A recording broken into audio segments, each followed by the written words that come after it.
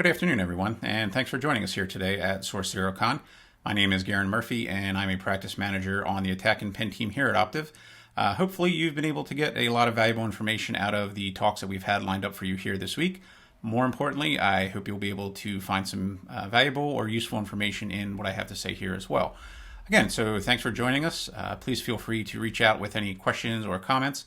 My contact information is at the end on the very last slide. And again, thanks for joining us and hope you enjoy. So who is this presentation really geared towards? Basically, I wanted to put something together for folks that are at the beginning of their consulting career, or for those folks who are looking to eventually become a consultant. Think of this as kind of a stuff I wish I had known when I first started consulting. This is also for anyone who is currently in a consulting role, but maybe struggling a bit, or is looking for some pointers on how to step up their consulting game. Also, if you are a fan of hastily generated memes, you're in luck because there are plenty of those included here as well. I also wanted to put something like this together because I remember very specifically what it was like as a brand new consultant. Going into it, I remember being very confident that I knew what I needed to know and was ready to go out and take on the world. And within really the first 2 weeks, I found out how unbelievably wrong I was about that statement. The first 6 to 12 months or so as a new consultant can really, really suck. And at this point, after having done this for 12 years or so, I hope I can offer some words of wisdom to help you get through those challenging first 6 to 12 months. The main challenge is that there are so many things you have to learn outside of just your technical domain. Things like your organization systems, applications, processes, procedures, and so on. Then, on top of all of that, there's learning to manage client relationships, which in and of itself is a whole different beast, and we'll touch on that later on as well. However, once you get your feet under you and you're up and running in your new role, consulting can be a lot of fun. Stressful? Sometimes, yes, but rewarding. If you're kind of ADD-ish like me, it's great because you get new projects every week or at least every few weeks. You get different challenges to solve, new client environments to explore, and different things to hack away on. So just a brief overview of my background. Like I mentioned, I'm a practice manager for the Attack and Pen team at Optiv. I've been in IT since about 2003 and a professional services consultant in some capacity since 2010 or so. Kind of a broad background in IT. I was a sysadmin for a few years, then moved on to network engineering and network security, now primarily focused on offensive security.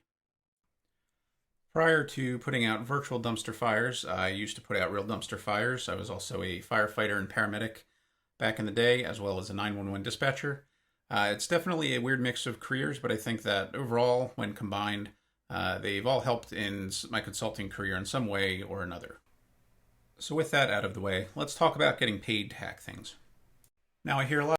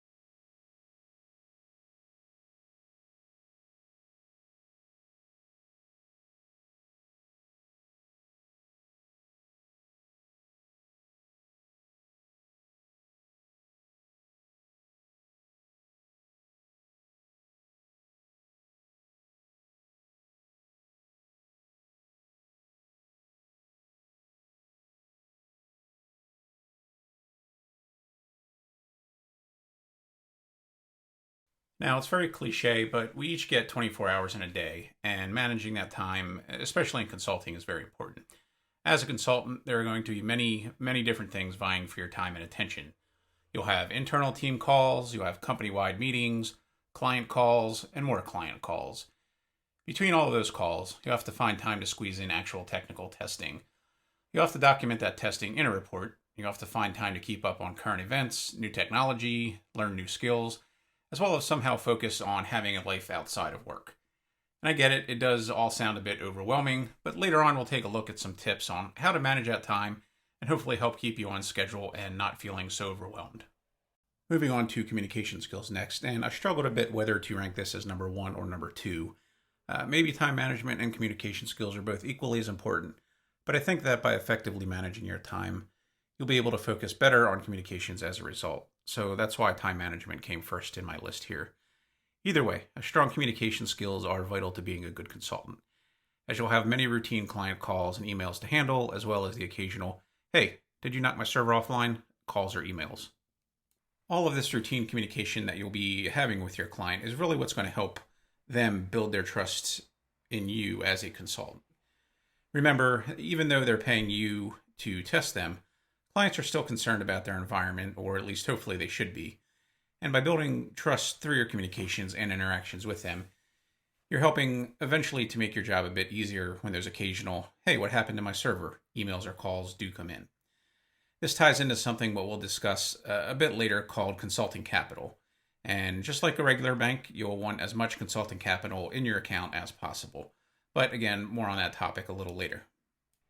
Now, in addition to all of your client communications, you'll also obviously be getting emails and calls from your supervisors, project managers, and maybe other consultants, all of which usually need a response as well. So you can really start to see how all of these interactions start adding up over the course of a day. And being able to communicate clearly, concisely, and professionally with everyone will help you stand out above those who struggle with it. Later on, we'll take a look at some recommendations on how to improve in this area. But for now, on to technical knowledge and abilities. Now we finally get to the technical knowledge, which I'm sure a lot of you thought would be the most important thing on the list, but in reality, it's not necessarily the case. It is, of course, important, and mostly why you were hired. But from a leadership perspective, I like to see candidates that can communicate well and interact appropriately with other humans. Now, of course, there are some edge cases where your technical aptitude is perhaps more important. Say, for instance, an exploit developer or a deep technical researcher. But remember that for this talk, we're mostly focused on consulting here, so that's why I have technical knowledge listed as third on my list. Presumably, you were hired because you already possess some level of technical knowledge, but in consulting, and especially in offensive security consulting, there's always something new to learn. And while you're learning all these cool new things, also part of being a good consultant is being able to capture that knowledge that you gain, so ultimately you can use it in your daily testing. Now, there's going to be a time that you did that one really obscure thing, right? And you might spend an hour, 2 hours, 5 hours, 2 days on it, and finally it worked. But 6 months later, when you run into that same issue again, you've completely forgotten how to do it, and now you have to spend all that time figuring it out again. So, in short, document, document, document, and your future self will most definitely thank you. And also, make sure now that you have it documented, share it with others. Share it with your team. They'll be appreciative of it and hopefully be willing to help you out when you're stuck. So the last item I have here under technical knowledge and ability is what I refer to as sort of knowledge translation, which kind of falls back under communication skills, but I have it listed separately here. So what I mean by knowledge translation is really your ability to communicate technical details in a clear and concise, easy to understand manner to others. Keep in mind, offensive security work and technical work specifically have kind of their own language, and being able to translate that into something a non-technical or semi-technically literate person can understand is sometimes challenging. Now, your recipient isn't always going to be someone who doesn't understand. So the last item I have called out here under technical knowledge and ability is what I refer to as knowledge translation, and I'm sure there's a better term for it, but that's what I'm going with for now. So this kind of falls back under communication skills, but I have it listed separately here as it's something that's very important to ultimately to your job. Now, what I mean by knowledge translation is really your ability to communicate technical details to others in a clear, concise, and easy to understand manner. Offensive security and deep technical work, of course, have their own kind of language, and being able to translate that into something either a non-technical or semi-technically literate person can understand is super important. Now, this isn't always going to be the case that your audience is non-technical, say if you're working with developers or other engineers, but usually the recipients of your reports aren't engineers or folks that are deep down in the technical weeds on a day-to-day basis.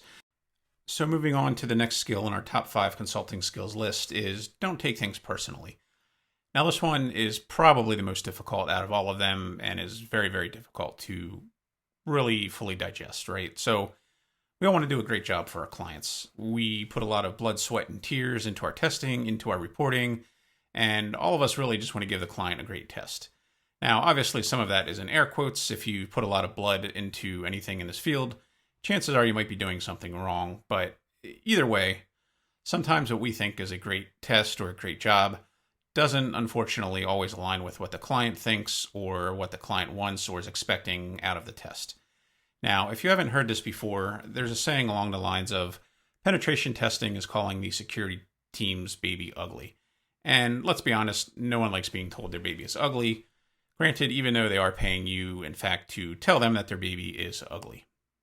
Either way, clients sometimes get upset with us or with things that went on during the test for reasons that we may not necessarily understand, and they may not necessarily divulge to us.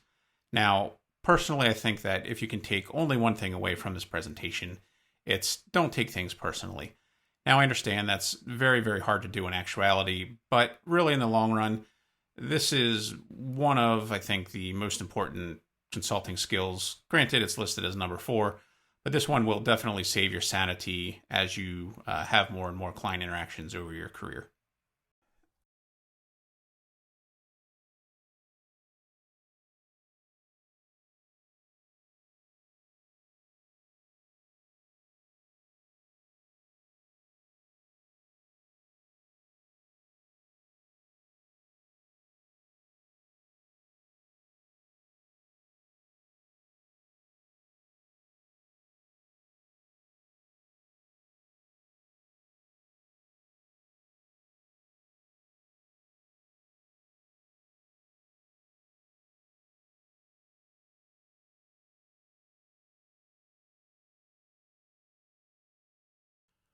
So now that we've covered at least what I consider to be the top 5 skills to develop in your professional consulting career, let's move on to some tips and tricks that will hopefully help you improve these skills or at least point you in the right direction for some other resources that can help.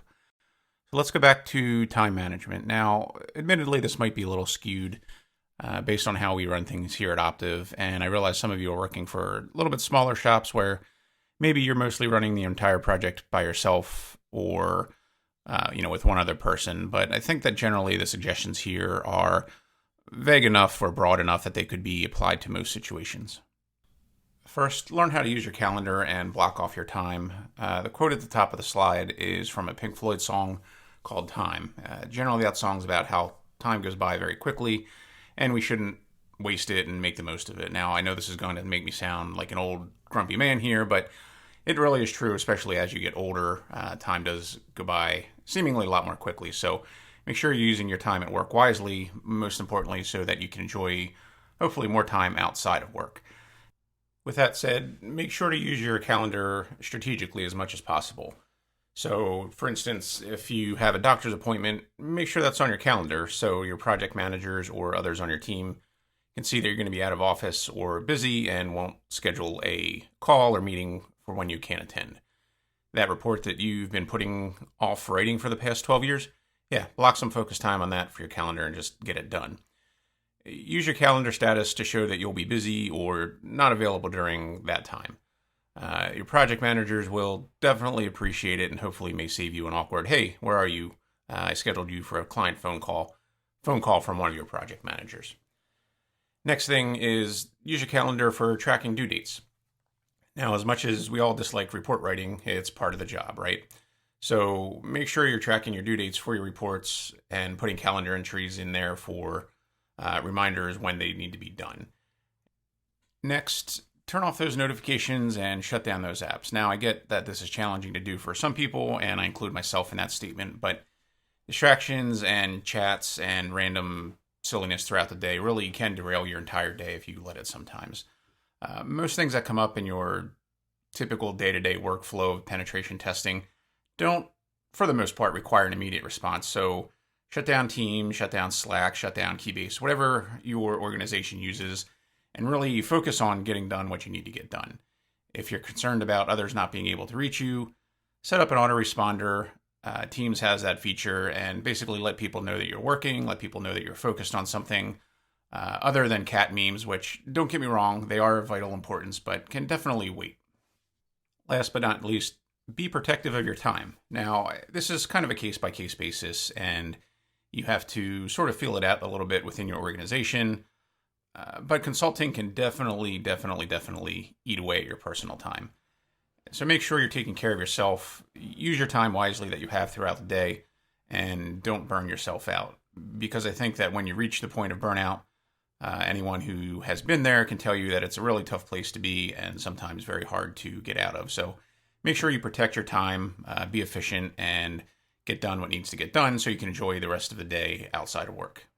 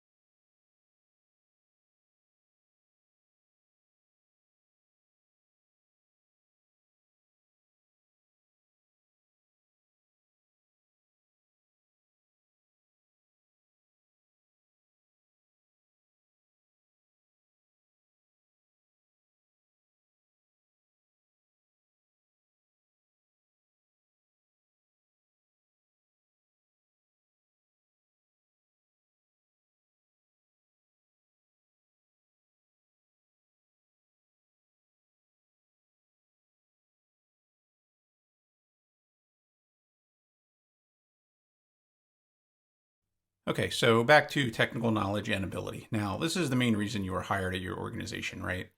But how do you gain new knowledge, and more importantly, how do you maintain and document the knowledge that you do have? First, let's talk about acquiring new knowledge, which ends up being a bit of a personal preference on how you learn best, but in general, see what resources your organization offers. For instance, do they have existing subscriptions to different platforms that you can leverage? Things like Udemy or Hack the Box or Pentester Academy or any of the other reputable training services out there. If not, hopefully most organizations have a training budget that you can leverage to sign up for different classes or different subscriptions. One thing to keep in mind is that if you're still interviewing with different places, ask them what their training process and training budget looks like. So if you end up with 2 or 3 different offers and one of those has a solid training and development plan or budget, you may want to strongly consider that organization, even if the offer is slightly less salary-wise.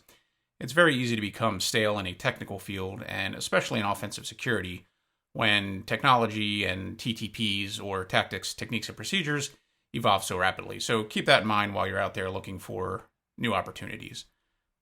Now, when you're going through any training or learning any new information, it's important to learn how to capture that information and preserve it for future reference. Also, once you begin your career actually doing technical testing, capturing this knowledge is going to help you tremendously to document how you did certain things. Like I mentioned earlier, as you encounter more and more client environments, you're going to forget how you did that one really obscure thing 6 months ago. And when you encounter it again, you're going to have to waste time figuring out how to do that thing again when you know in the past you've done it, but didn't document it. So with that, the most important thing is to find an app that works for you. So there are plenty of them out there. I personally use Notion, which I love, but the most important thing is to find something that's comfortable for you. I've tried Evernote, I've tried OneNote, and a few others, but for me, Notion is one of those apps that really just clicked, and I use it to this day. Now, one thing I want to mention, and is super important here, keep in mind that if you're keeping client data or other testing notes, make sure that the app you're using is approved by your organization. Now, I know that really limits the choices that you have greatly, but it's important so that client information is maintained in accordance with your company standards. So just keep that in mind as you're developing your knowledge management process and systems. So last we come to, don't be afraid to say no. Now, this can be a little awkward and maybe a little counterintuitive and sometimes hard to do. No one likes feeling like you don't know something, especially when you think the other person thinks that you should know whatever it is. But this is an important skill in my opinion. You definitely don't want to give the clients wrong information and cause more of an issue or increase a vulnerability. And let's be honest, none of us really knows as much as we'd like to. But you'll notice I've included learn how to say I don't know professionally, which is key. You can't just say, oh, I'm sorry, I don't know, and continue about your day. That's not going to go over very well. Hopefully, you've prepared for a report review meeting ahead of time and can speak to the technical details within. But in the event that the client throws you a bit of a curveball, which, don't worry, they will at some point, you can say things like, that's a really great question. And in this instance, I'm not really 100% sure of the answer, so let me do a little bit more research and I'll get back to you. Or you can say something like, well, I've seen this before in a similar situation or a similar configuration, but I haven't really encountered it in this context, so let me dig into it and I'll get back to you. I think that most clients are going to appreciate those answers, but just be prepared that someday you'll get a comment such as, hey, well, what are we paying you for then? But in my experience, that's really happened only maybe twice or 3 times at the very most. Most importantly, though, make sure that you do get back to the client. And again, I know that sounds obvious, but try to give them a specific date and do your best to meet that timeline. Something like, hey, that's a really great question, but let me look into it a bit more and I'll get back to you by Friday. Okay, so we're coming down close to the end here, and this one is my personal favorite, if you will, and that is try not to take things personally or don't take things personally. Now, yes, again, this is a lot easier said than done, but this is the skill or ability, if you will, that I think will most save your sanity during your professional career. We all want to do a great job for the client, and we want to be the best consultants that we can be. But there are going to be times where something happens that's either well out of your control, but you're going to get blamed for it, or something where the client just isn't happy for whatever reason that's not obvious on the surface. It's sometimes difficult to see what's going on behind the scenes at your client's organization from where you sit as a technical tester, so really try to keep that in mind. Your point of contact may be stressed about something completely unrelated to your project or to your report, but unfortunately, the result of that stress ends up being directed at you or your team for whatever reason. If that ends up being the case, really try your best to not take it personally. Like I've mentioned probably several hundred times already, I know it's easy for me to sit here and say, don't take things personally, but in actuality, it's very difficult to do. However, if you do make a mistake and the client calls you out on it, make sure you own your mistake. This kind of ties in with the next slide of be humble, but be honest with yourself, and if you made a mistake, accept it, learn from it, and move on. Seek some honest opinions from others as to what you could have done better or how you should have approached the issue, but in short, own your mistakes, and ultimately they'll make you a better consultant in the end. And finally is learning what to care about. Now, there's a book that I really loved and I really enjoyed, and unfortunately I can't quite say the name of it given its title, but it's by an author named Mark Manson, and I'll just say it's the one with the orangish cover. Now, I trust that all of you with your open source intelligence skills can find this particular book, but this one really helped me personally to learn how to detach a bit and focus on what's important, and most importantly, what's not important. And finally, we have Be Humble, which is probably my second favorite one in this talk, other than Don't Take Things Personally. I think that it's very easy to lose track of this as you progress in your career and gain more and more knowledge, but I really do feel it's vitally important and something I try my best to do every day. Now, don't get me wrong, it's perfectly okay to be confident, but don't let confidence turn into arrogance. Yes, you may know everything about one specific topic or be able to speak in depth about that one really, really obscure protocol or technology. But somewhere out there are people who know more than you in other topics. If someone comes to you wanting to know more about your area of interest, try to help them out as much as you can, and don't be rude or condescending. Most importantly, it's a very small world out there, especially in cybersecurity. If you end up making a bad name for yourself, there's a strong chance that your future employer may hear about it. Lots of folks within this field are only one hop away from someone you know well, so try to maintain a reputation that's really going to help you in the future, and just remember that we all had to start somewhere. So one last thing that I really wanted to touch on here, and realized that I forgot to cover until everything else was recorded, was the concept of consulting capital. Now, this is something that I can't take credit for personally, as it comes from one of our other team members here at Optiv, but essentially consulting capital is the intangible value that results ultimately from developing a good relationship with your client.